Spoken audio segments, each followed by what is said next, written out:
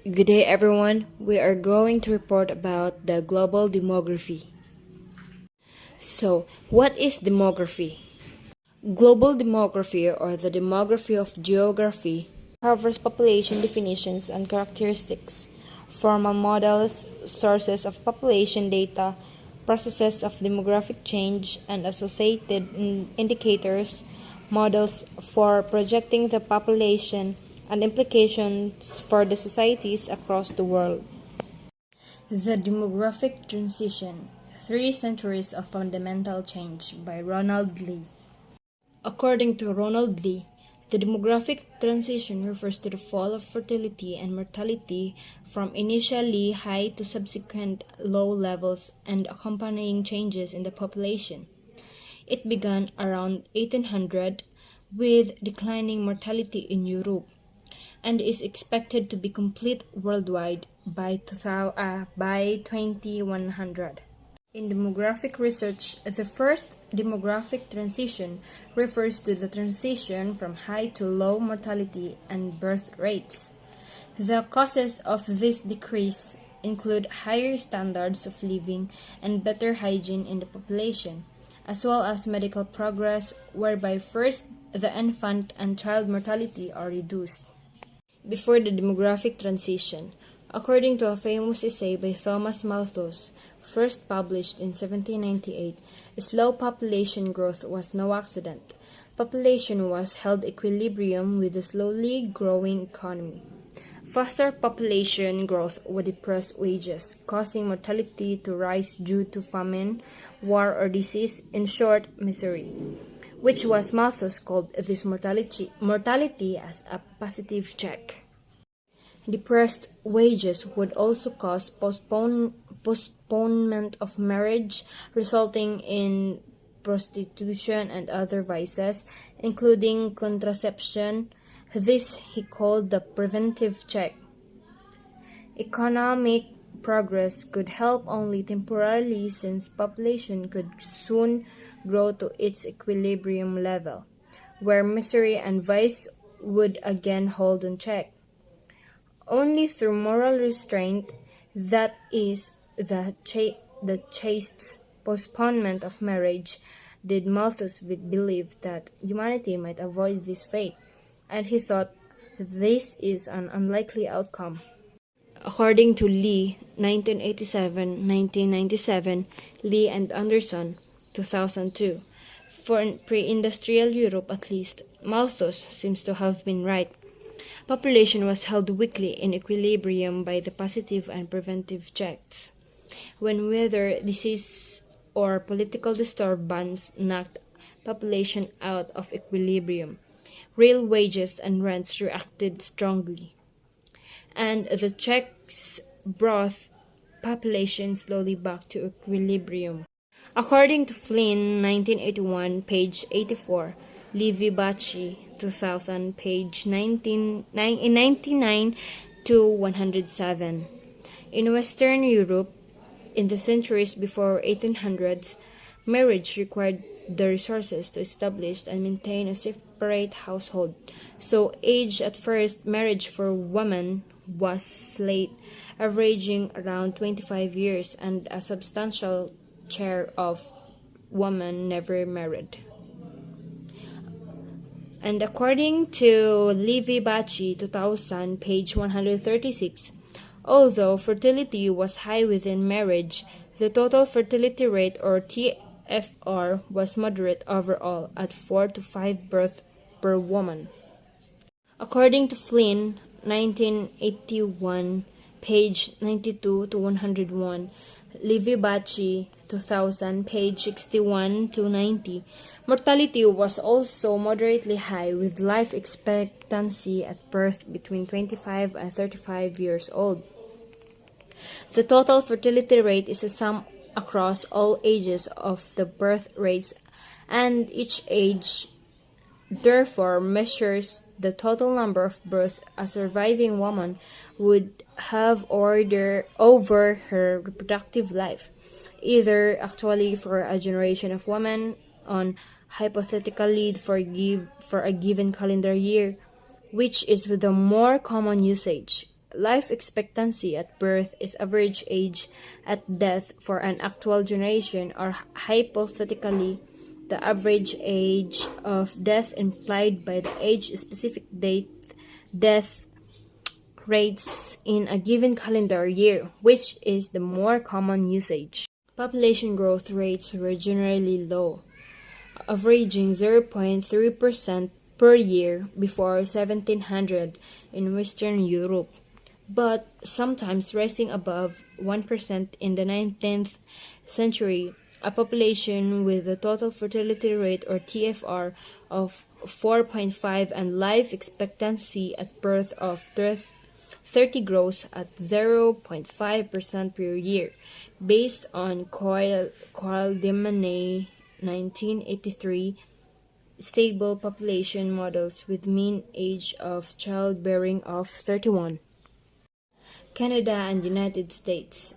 Marriage was much earlier because land was abundant, and population at first grew rapidly but then decelerated in the 19th century. According to Preston, 1980, outside of Europe and its offshoots, fertility and mortality were higher in the pre-transitional period, and change in fertility and mortality came later. Data on mortality and fertility are only occasionally available for third world countries before World War II. According to BAT 1989, in India, in the late 19th century, life expectancy averaged in the low 20s and was highly variable, while fertility was 6 or 7 births per woman. According to Li and Feng, 1999, the picture was similar around 1900s. Widespread data on fertility for the decades after World War II confirmed that total fertility rates in the Third World were typically 6 or higher. However, recent work suggests that the demographic situation in China may have been closer to the European experience than previously thought. According to Bongartz, in 1978, in the third world countries, its level were far below the hypothetical biological upper limit for a population, as opposed to an individual, which is around 15 to 17 births per woman. At an aggregate level, population growth throughout the regions of the world was low over the past millennium. But there was a puzzling similarity in long swings about the growth path, such as stagnation in the 14th and 17th century and more rapid growth in the 15th and 18th century. While exchanges of disease through exploration and trade may have played some role, global climatic change was probably the main driving force, according to Galloway, 1986. Mortality declines, fertility declines, and population growth are considered as the major stages in turn. Mortality declines. The first stage of mortality decline is due to reduction in contagious and infectious diseases that are spread by air and water. Starting with the development of the smallpox vaccine in the late 18th century, preventive medicine played a role in mortality decline in Europe. However, public health measures played a role from the late 19th century, and some quarantine measures may have been effective in earlier centuries. In UN terminology, less developed countries include the least developed countries as a subset unless otherwise indicated. In this paper, however, these categories are mutually exclusive.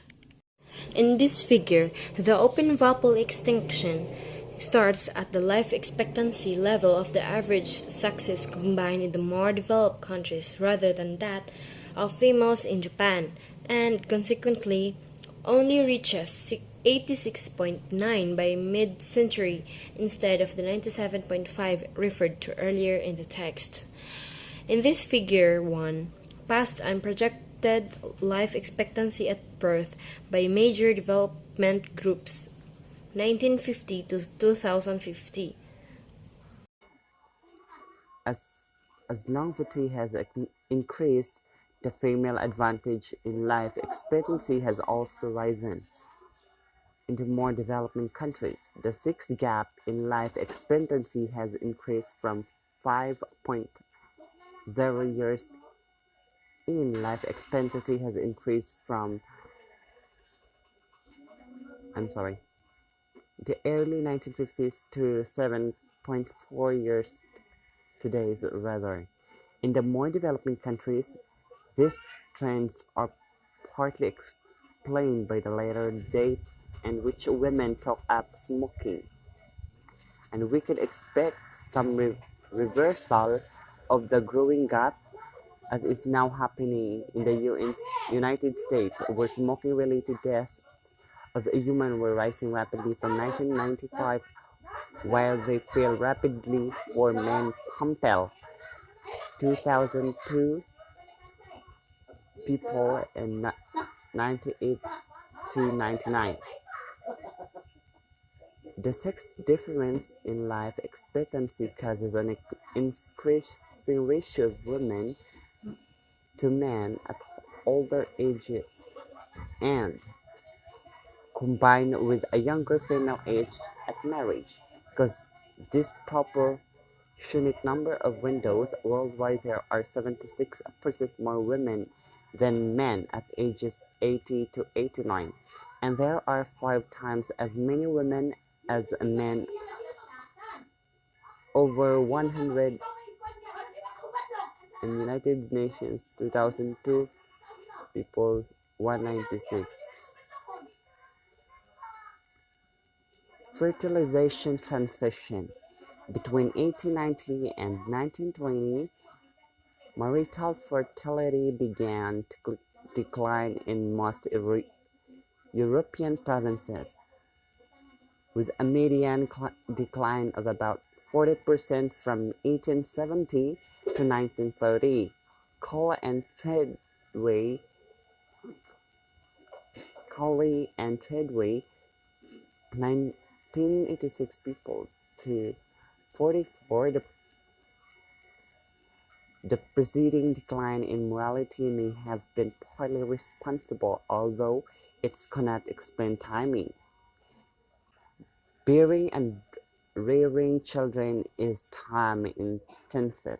Technology progress and increasing physical and human capital make labor more productive, rising in value of time in all activities, which makes children increasingly costly relative and consumption goods.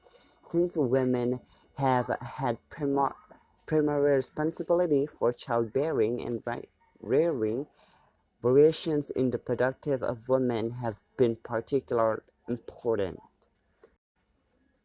For example, physical capital may substitute for human strength, reducing or eliminating the productivity differential between male and female labor, and thus raising the opportunity cost of children.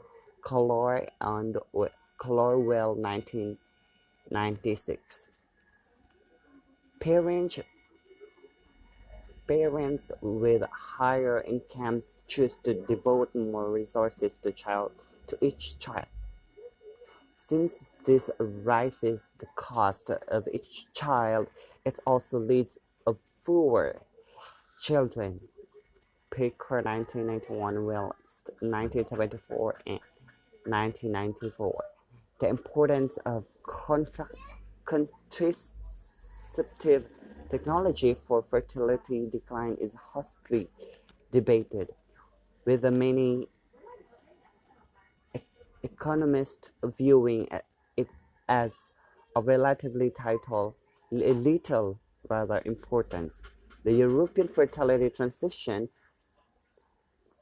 for example, was achieved using coitus interruptus. This debate extends from the interpretations of the past to perceptions for current policy. Pritchett 1994 Gettler and Molignock's 1994 called 1994 plots fertility for centuries by developed status since 1950, with United Nations projections to 2050. The transitions in the more developed countries occurred before this chart begins. Thus, for the more developing countries, the chart reflects the baby booms and busts after World War II, followed by that is sometimes called the second fertility transitions, as fertility fell far below replacement level in a many industrial nations. Van T.K.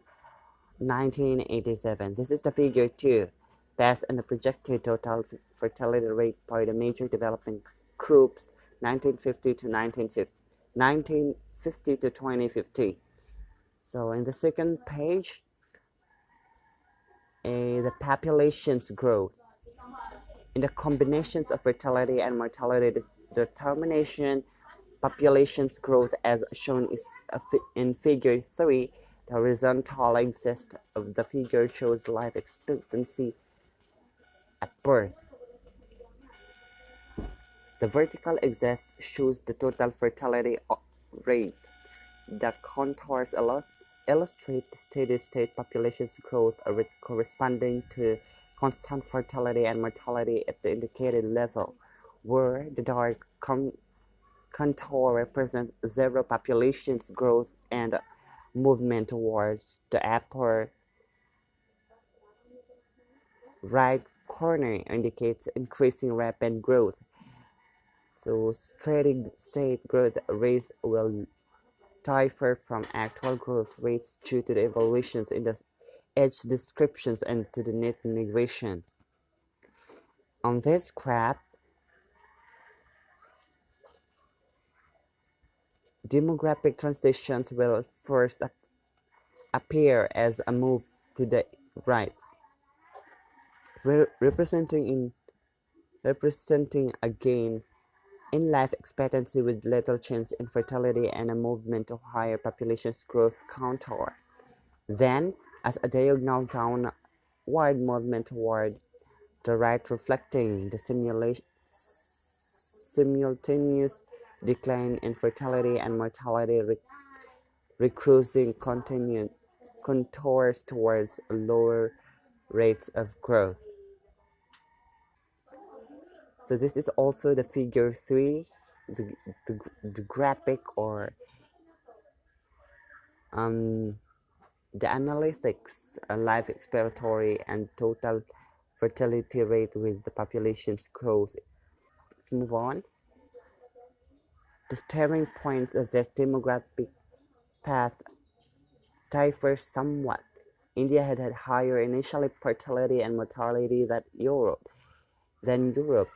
as did the less developed countries relative to the less developed countries in the 1950s, which in turn has far higher mortality and fertility than the more developed countries in the year.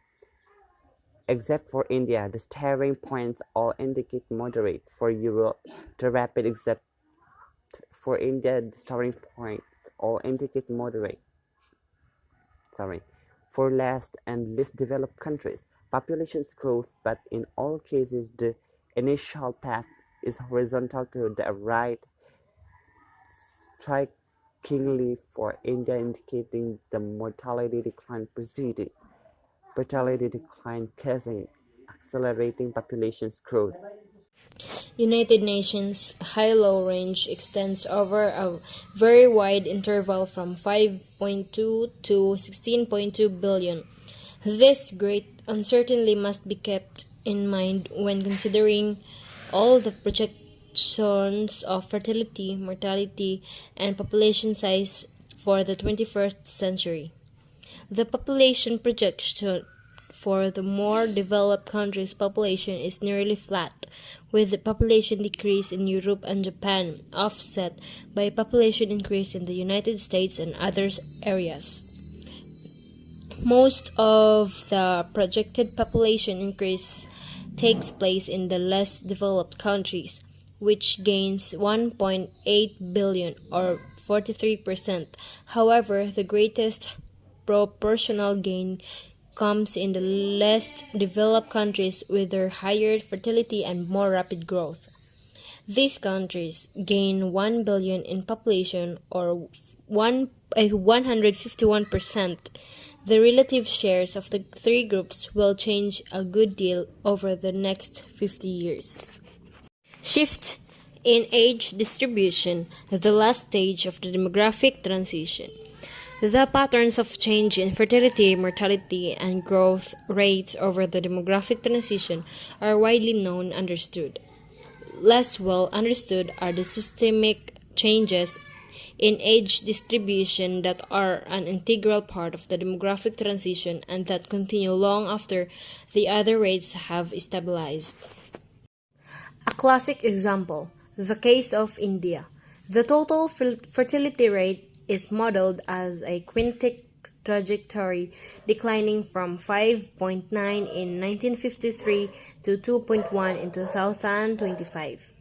Mortality is modeled using the Lee and Carter 1992 Mortality Index K, which is fit to sinusoidal path with life expectancy going from 24.7 in 1900s to 80.0 in 2100.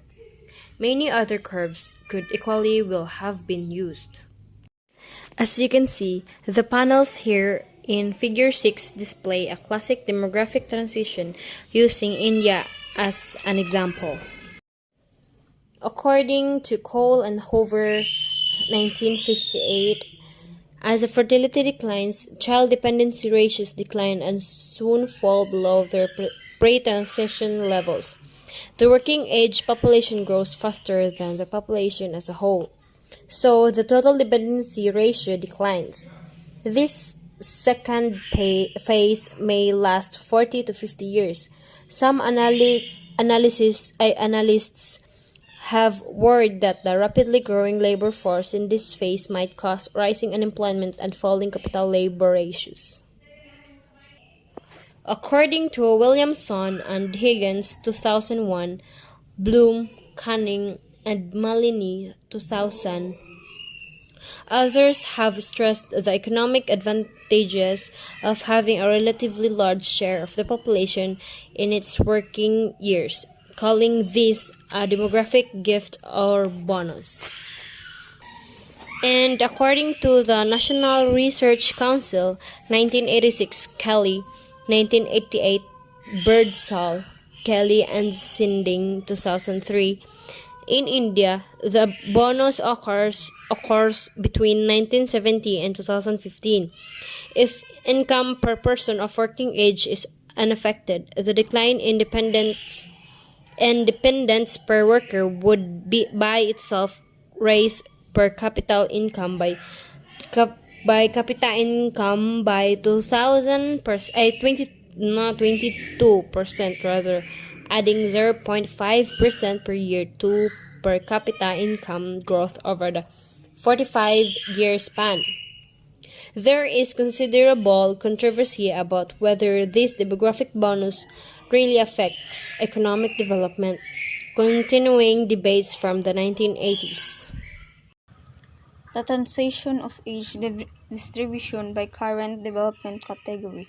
The past and projected total dependency ratio for the least and more developed countries are shown in Figure 7. That is the sum of population under 15 and over 65 years divided by the population in the intermediate range of 15 to 64 years. Remember that even in 1950, the less developed countries and higher fertility and higher mortality than the less developed countries, and change since has been slower for them. The less developed countries move slowly out of the pace of rising youth dependency and enter the bonus pace around 1980. For these countries, the total independency ratio is projected to fall sharply from 2000 to 2050.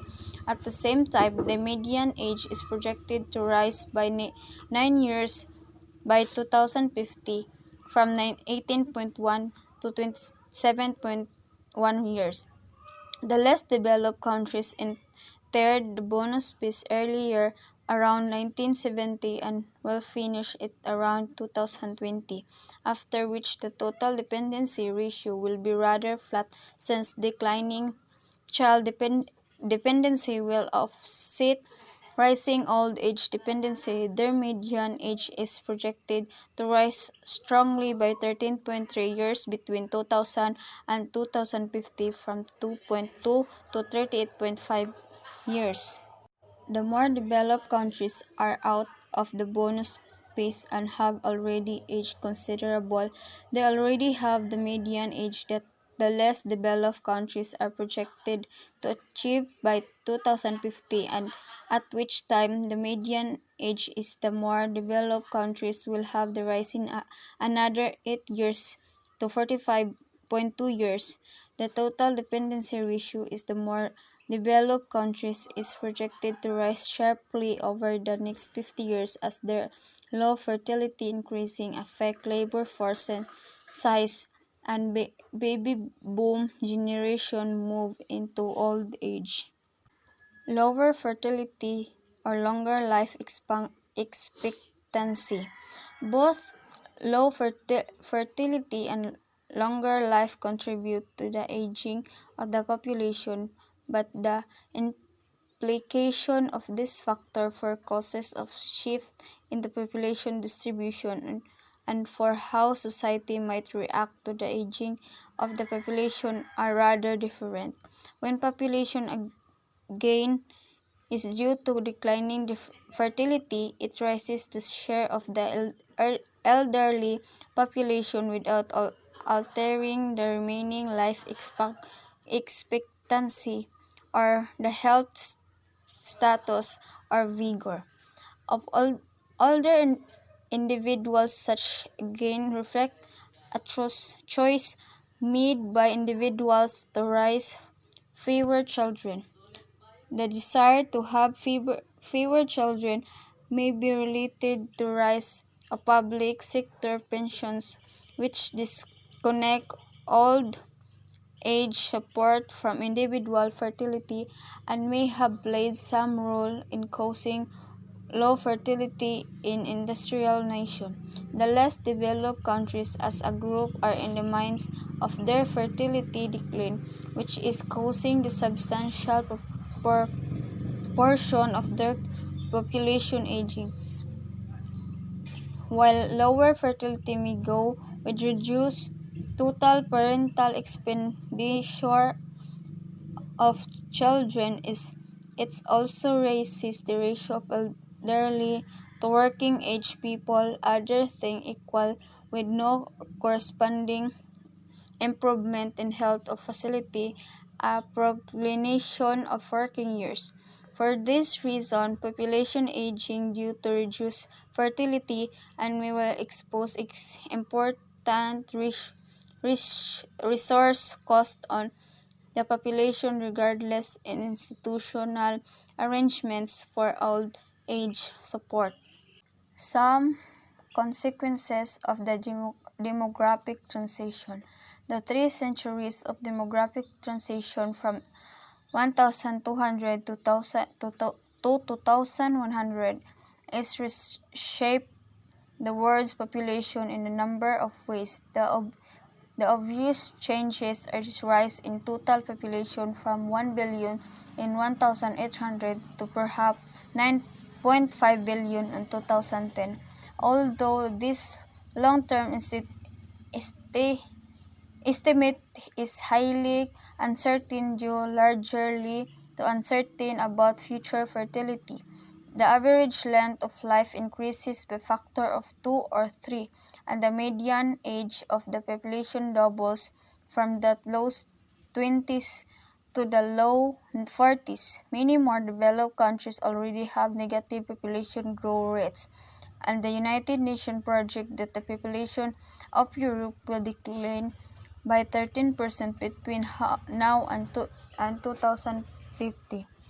But many other changes will also be set in motion in family structure, health institutions for saving and supporting retirement, and even in international flows of people and capital. At the level of families, and the number of children born declines sharply and childbearing becomes concentrated into few years of a woman's life. For example, prior to 1970, Europe was a net sending region, but since then it has been a net receiver of 17 million immigrants during the past decade.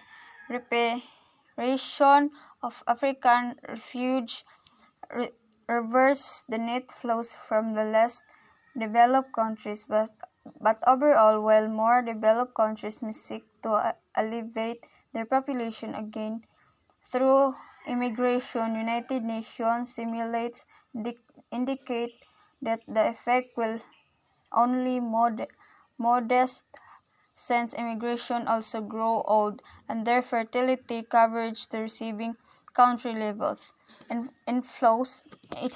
If inflows of immigration only partially offset population again, might international flows of capital offer a way to cushioning the financial effect of population gain. Population aging may cause declining aggregate saving rates, but with slowly labor force growth, capital liberation will probably rise nonetheless, and profit rates fall, particularly if there is a move toward funded pensions. Capital flows from the more developed countries into the less and least developed countries might help to keep the rate of returns earned on pension fund from falling. However, simulations indicate that exporting capital to the younger, less developed economic would help the industrial economics only slightly. The most smaller size and third world economics should limit the gain. Birch, Sopan, 2001. Dramatic population aging is the inevitable final stage of the global demographic transition, part and parcel of low fertility and long life. It will bring serious economic and political challenges. Nonetheless, life in aging, capital-intensive, and culturally diverse high-income countries should be pleasant, and provided our institutional structures are sufficiently flexible to allow us to adapt our life cycle plans to the changing circumstances, and provided we are willing to pay for the health care and the extended retirement that we apparently want. Research for this paper was funded by a grant from NIA R37-AG11761. Timothy Miller provided statistical and computational support. Monique Verrier provided editorial assistance. The editors of the journal made many helpful suggestions. And by the way, we got this information on www.aeaweb.org. And that's all. Thank you.